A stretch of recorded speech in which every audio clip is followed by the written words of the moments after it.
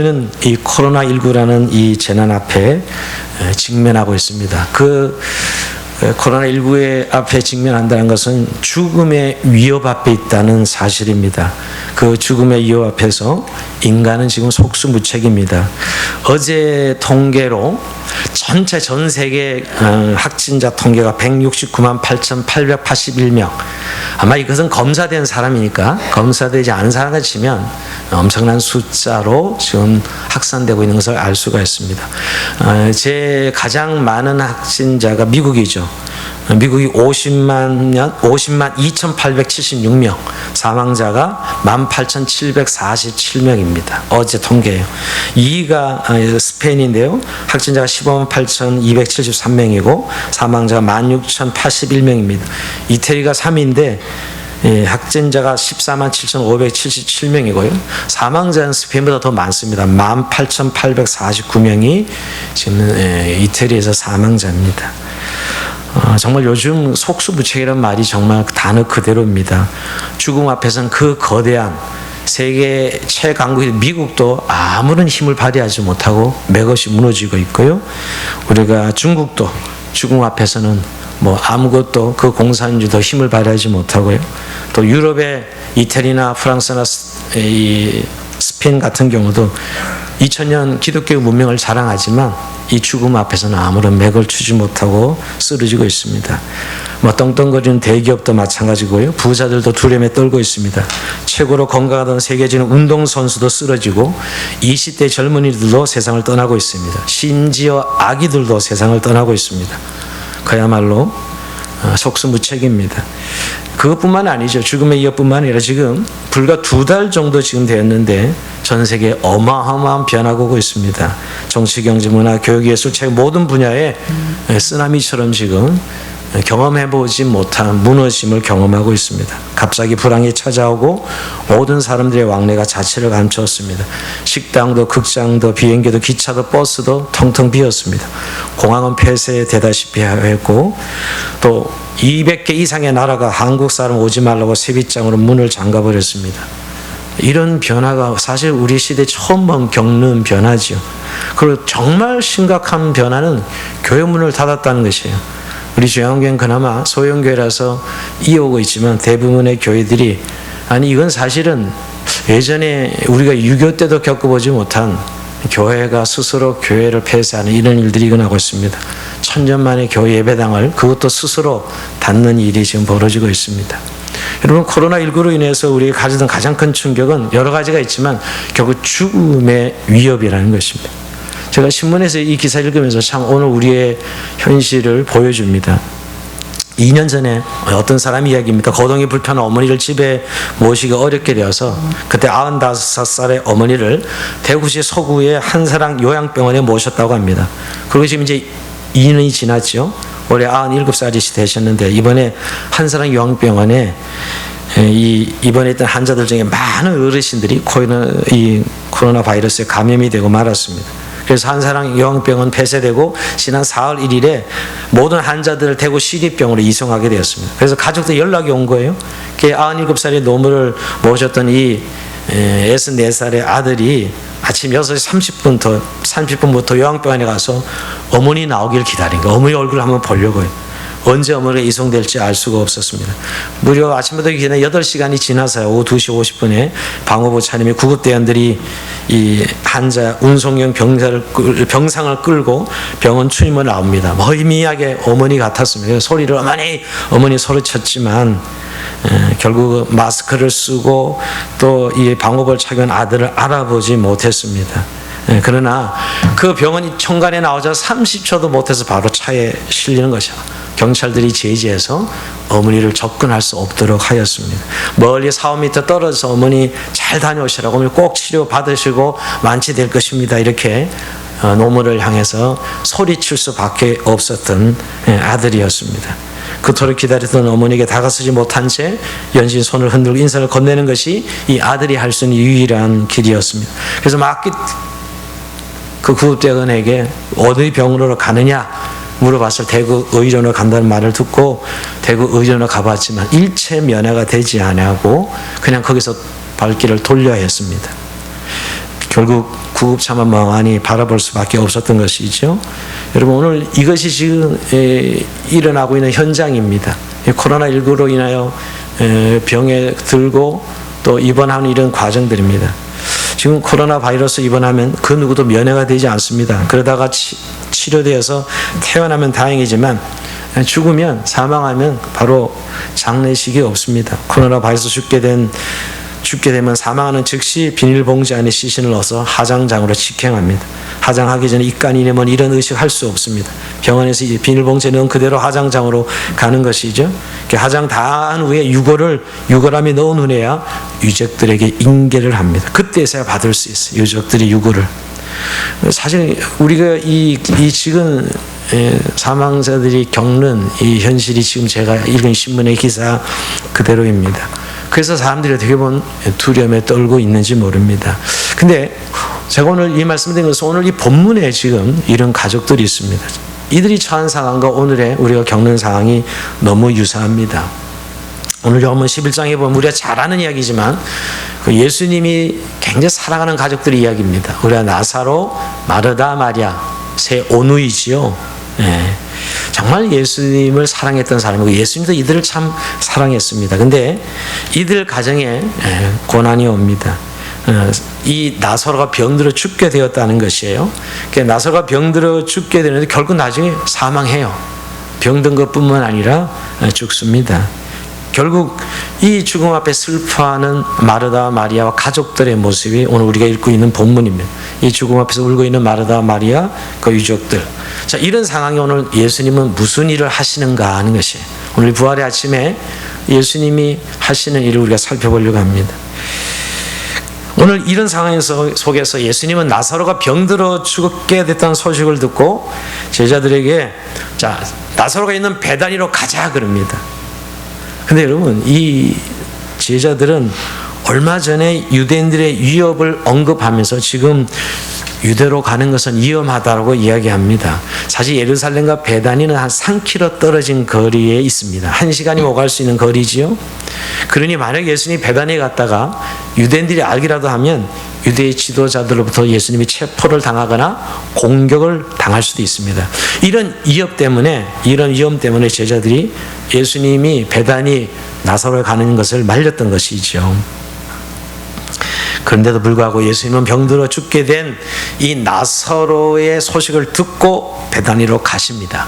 근데 참 예수님이 좀 지쳤는지 모르지만 가다가 결국 시간이 좀 걸렸던 것은 분명합니다. 17절에 보면 예수께서 와서 보시니 나사로가 무덤에 있은지 이미 나흘이라. 결국 죽은 지 나흘 만에 예수님이 그 집에 도착한 것이죠. 근데 이렇게 집에 도착하자 제일 먼저 맞이한 사람이 마르다입니다. 마르다인데 예수님 보자마자 이 마르다는 슬픔에 젖어서 이런 이야기를 하는 것입니다. 예수님이 여기 계셨다라면 우리 오라비가 죽지 않을 것인데, 예수님께서 일찍 오셨다라면 여기 계셨다면 우리 오라비가 죽지 않았을 텐데, 이렇게 말합니다. 이렇게 아쉬움과 근데 절망을 쏟아내는 마르다에게 예수님은 이렇게 말씀합니다. 나사로가 살 것이라고, 나사로가 다시 살아날 것이라고 말씀합니다. 그런데 마르다는 나사로가 살 것이라는 예수님의 말씀을 듣고도 믿지 않습니다. 23절을 보면 여러분, 마르다는 예수님의 이 말씀을 이 정도로 생각하면 마지막 날에는 부활하겠지요. 마지막 날에는 부활하겠지, 이 정도로 생각하고 있습니다. 이 정도도 큰 믿음이죠, 여러분. 마지막 날에 부활 신앙을 가지고 있었지만 예수님이 지금 당장 살릴 수 있을 것이라는 믿음은 갖지 못했습니다. 그리고 예수님은 이제 마르다에게 물어봅니다. 그렇게 대답하는 마르다에게 예수님 말을 믿는지 물어보는 거죠. 그게 오늘 우리가 읽은 본문이에요. 예수께서 이르시되 나는 부활이요 생명이니 나를 믿는 자는 죽어도 살겠고 무릇 살아서 나를 믿는 자는 영원히 죽지 아니하니니 이것을 내가 믿느냐? 지금 나사로가 살아날 줄 믿느냐? 이렇게 물어보는 것이죠. 근데 여러분, 마르다는 역시 믿음이 있었어요. 예수님과 가깝게 지낸 그 정말 제자다워요. 27절 보면 이르되 주여 그러하이다. 주는 그리스도시요 세상에 오시는 하나님의 아들이신 내가 믿나이다. 이렇게 예수님에 대한 신앙 고백을 해요. 대단한 믿음이죠, 여러분. 근데 지금 이렇게 나사로가 죽은 이 실제 상황에서는 뭐예요? 그 믿음이 작동되지 않고 있어요. 고백은 그렇게 하지만 지금 예수님이 나사로를 살리겠다고 말씀하시는데 그 믿음은 작동되지 않고 있어요. 우리랑 똑같지 않습니까? 우리도 여러분 예수님 믿는다 그래요. 근데 어려움 탁 당하면 고백을 하면서 실제는 믿지 않는 이 마르다와 우리가 별로 다르지 않는 것 같습니다. 여러분, 근데 여기서 우리가 살펴볼 것은 먼저 예수님은 이 나사로가 죽었다는 이 슬픔을 당한 가정에 그냥 내버려 두지 않고 우선 찾아가셨다는 거예요. 유대인들의 위협과 반대도 불구하고 나사로를 찾아가시는 예수님. 여러분, 여기서 예수님은 절대로 자기 사랑하는 백성들이 고난당할 때, 어려움을 당할 때 무관심한 분이 아니라는 거예요. 우리가 고난당할 때, 정말 힘들어할 때 자기 백성들을 찾아오시는 예수님이에요. 근데 우리가 이때 정말 신앙이 중요한데요. 우리가 정말 평상시에 그렇게 지나가다가 지내겠죠. 그러다 어려움이 오고 고난이 오면 이 시간이야말로 하나님이 나에게 찾아오시고 나의 고난에 함께 동참하시고 함께 해주신 시간인데 우리는 그때 신앙을 잃어버려요. 그때 하나님 도우신다는 사실을 잊어버릴 때가 많습니다. 우리 자기 연민에 빠져서 내가 이렇게 어려운 거 고난당하는데 예수님 뭐 하시나 이런 생각할 때가 많죠.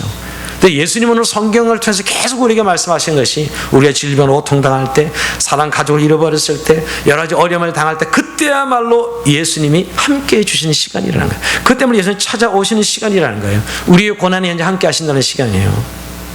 여러분, 지금 오늘 우리가 코로나19로 여러 가지 어려움을 겪고 있습니다. 그렇죠. 여러 가지 모양의 어려움을 겪고 있어요. 그런데 이 시간이야말로 신앙적으로 보면, 영적으로 보면 주님이 우리를 찾아오시는 시간이요, 우리 함께 해주는 시간이요, 우리를 위로하고 격려해 주는 시간이라는 거예요. 절대 외면하고 내버려 두시는 분이 아니라는 거예요. 오늘 이 나사로의 집에 이런 어려움이 있을 때 많은 사람들의 반대도 불구하고 예수님은 이들을 찾아가셔서 이들을 위해 눈물을 흘리시고 함께 하셨다는 거예요. 그래서 여러분, 우리가 정말 이 코로나19 어려움을 당하고 있다면 그 고통의 감정에만 빠져있지 말고 우리를 찾아오시는 예수님을 바라봐야 돼요. 지금이야말로 신앙의 본질이 우리 안에 살아있어야 될 때라 이 말이에요. 지금 이때를 우리가 예수 믿는 것이죠. 좀 더 구체적으로 이야기한다면 말이에요. 지금이야말로 우리 주님이 함께 해주시는 시간이라는 것입니다. 자, 근데 여러분, 오늘 마르다에 이어서 마리아가 이제 예수님을 맞이합니다. 이 조용하고 차분한 성격의 마리아였지만 예수님을 보자마자 아까 마르다처럼 똑같이, 아니 예수님이 일찍 오셨다라면 우리 오빠가 죽지 않았을 텐데 이 말을 하면서 엎드려 웁니다. 정말 주님이 여기 계셨다는 우리 오라비가 죽지 않았을 텐데 아쉬워하면서 눈물을 흘리죠. 그리고 같이 따라온 유대인들도 함께 이 죽었다는 사실을 알고 사람들이 함께 울었습니다. 근데 예수님은 여러분 오늘 이 마르다와 마리아 또 함께 우는 사람들을 보면서 불쌍한 마음을 가지셨습니다. 그리고 예수님도 눈물을 흘리시는 것을 보게 됩니다. 그러니까 이들의 눈물을 같이 공감하시고 예수님도 우십니다. 33절 35절 한번 올려볼까? 이 모습, 예수께서 그가 우는 것과 또 함께 온 유대인들이 우는 것을 보시고 심령에 비통히 여기시고 불쌍히 여기사 이르시되 그를 어디 두었느냐 이르되 주여 와서 보옵소서 하니 예수께서 눈물을 흘리시더라. 예수님이 여러분 슬픔을 당한 가정, 울고 있는 가정 같이 울어주시는 예수님을 봅니다. 자신의 감정을 드러내시는데, 근데 여기 두 가지 감정이 좀 있어요. 단지 우시는 것만 아니라 비통히 여기시고 불쌍히 여기셨다. 비통히 여기시고, 약간 이건 분노의 감정이죠. 예수님 분노의 감정이 있었다는 거.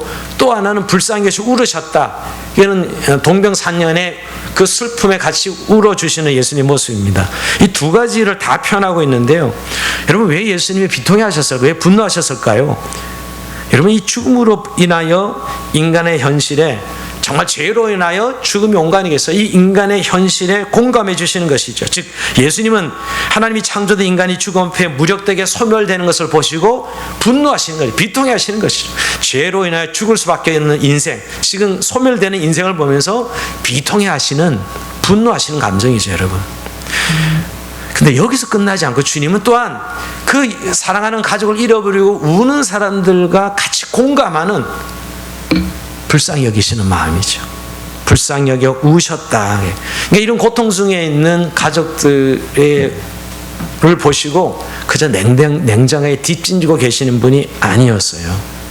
예수님이야말로 때로는 분노로, 때로는 눈물로 우리의 처한 환경에 깊이 공감하시는 분입니다. 인간을 소멸시키는 죽음 앞에서 분노하시는 분이요, 또 슬픔을 당해 우는 사람들 앞에서 그들과 함께 슬픔을 함께 나누는 분이셨습니다.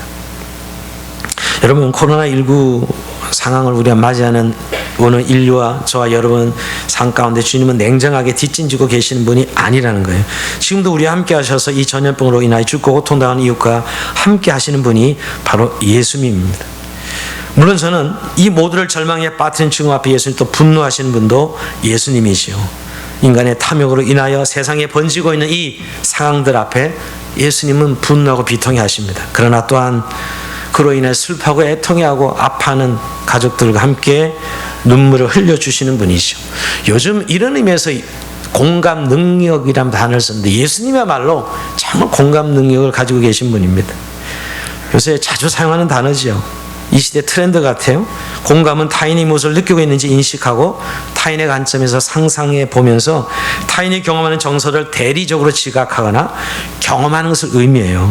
그래서 공감은 단순히 이 다른 사람이 경험하는 정서를 함께 느끼는 것, 그리고 더 나아가서 어떤 도덕적 행위에 기여하는 동기도 됩니다. 근데 여러분, 저는 예수님이 우리의 이 어려움의 삶의 현장에 공감해 주시고 우리 아픔을 함께 나누면서 위로하시는 하나님인데, 요즘 교회는 공감 능력이 떨어졌다는 얘기를 듣습니다. 정말 우리의 구주 되신 예수님이야말로 이렇게 공감하시고 우리의 삶을 함께 나눠주시는 분인데, 교회와 그리스도인들이 세상 속에서 공감 능력이 떨어져 있다, 이런 이야기를 듣습니다. 물론 잘못된 비난도 있지만, 저는 또 이런 부분에 우리가 정말 예수님께서 우리의 삶의 현장에 오셔서 눈물을 닦아주시고 함께 하시는 예수님을 우리가 놓치고 있지는 않는지를 생각해 보게 됩니다.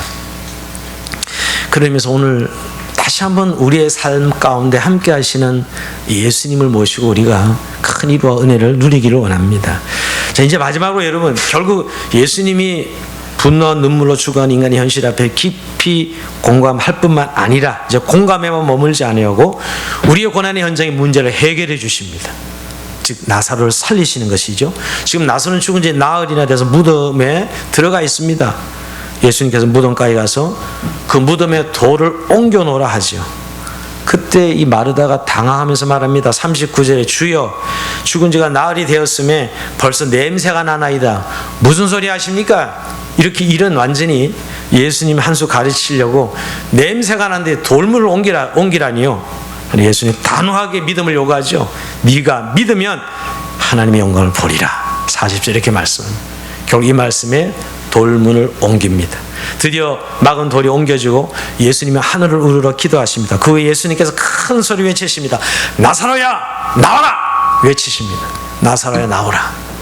예수님 이 외침에 무덤에 상징된 죽음 앞에 신적 권위로 당당하게 외치는 예수님의 이 외침에 나사로가 뚜벅뚜벅 걸어납니다.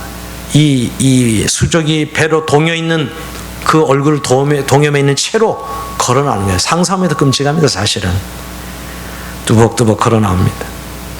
죽었던 자가 오늘 살아서 나오는 것이죠.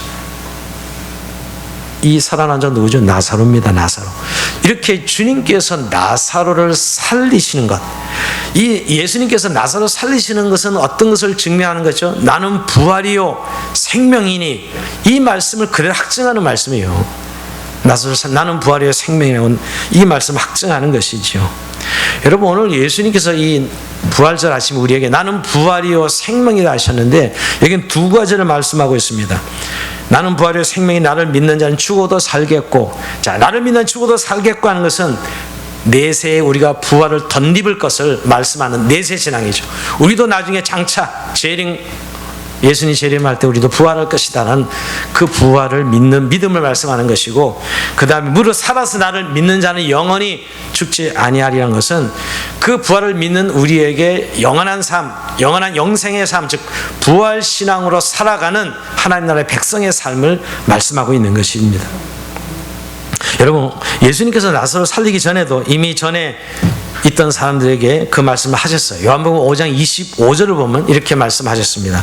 진실로 진실로 너에게 이르노니 죽은 자들이 하나님의 아들의 음성을 들을 때고 나니 곧 이때라. 듣는 자는 살아나니라. 이 말씀이 뭐냐면 결국 예수님이 재림하실 때 우리가 살아난다는 이야기지요. 즉 우리가 부활을 덧입어서 주님과 함께 영원히 사는 삶을 말씀하고 있는 것입니다.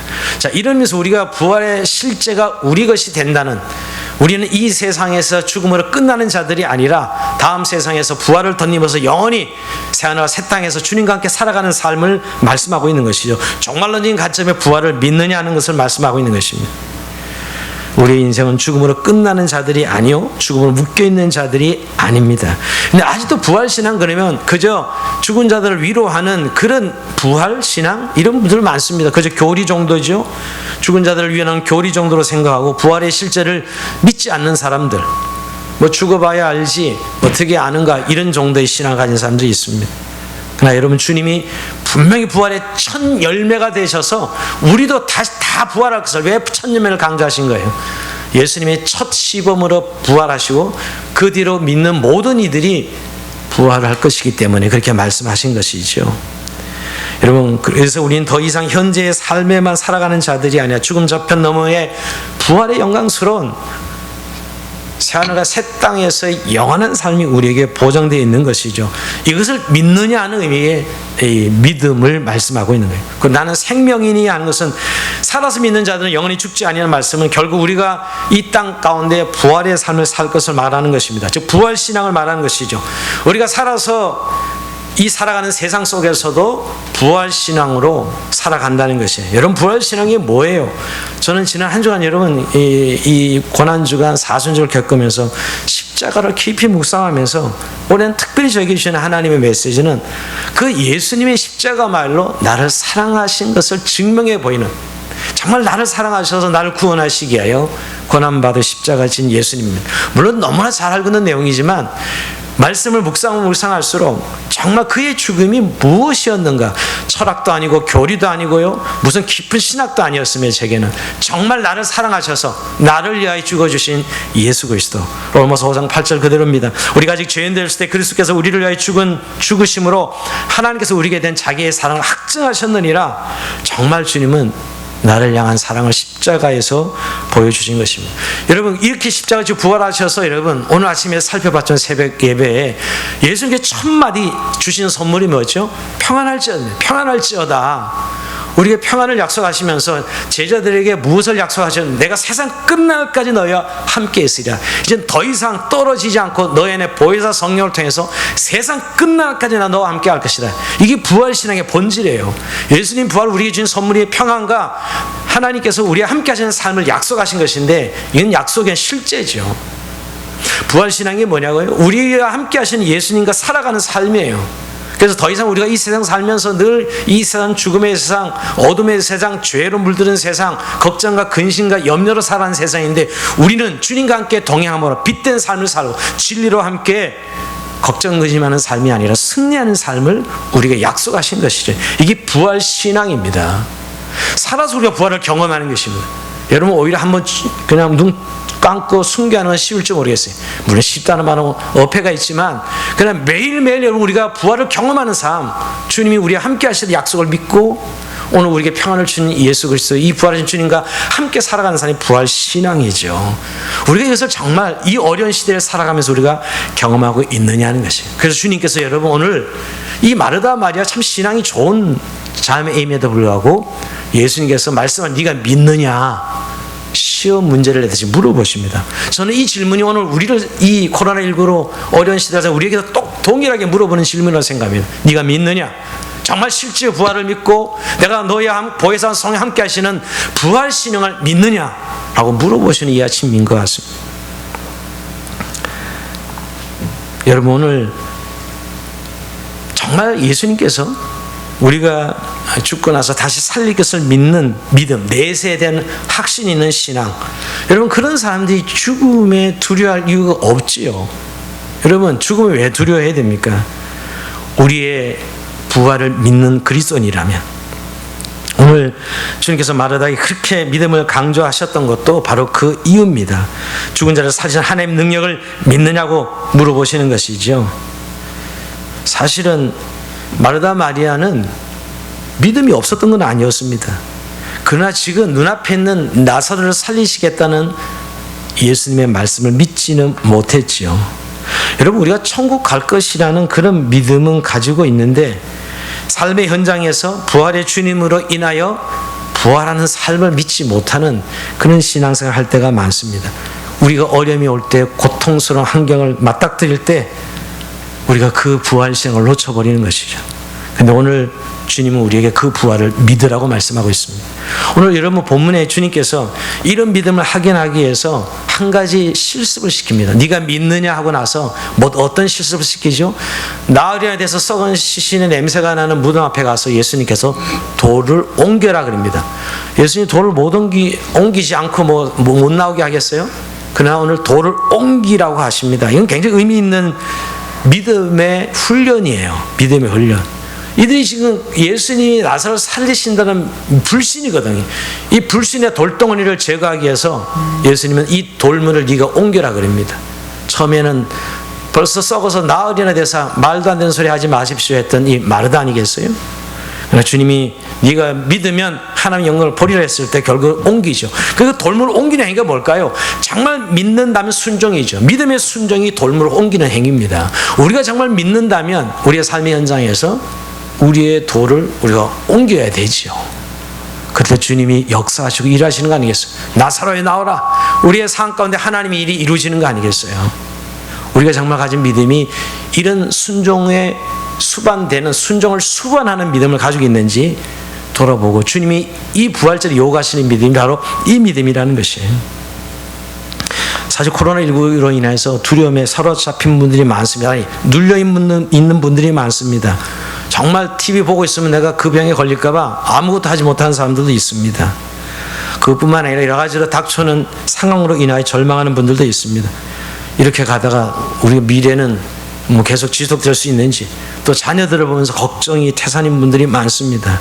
여러분, 주님은 이렇게 믿음을 흔들고 있는 우리들에게 네가 믿느냐라고 물어보시고 계십니다.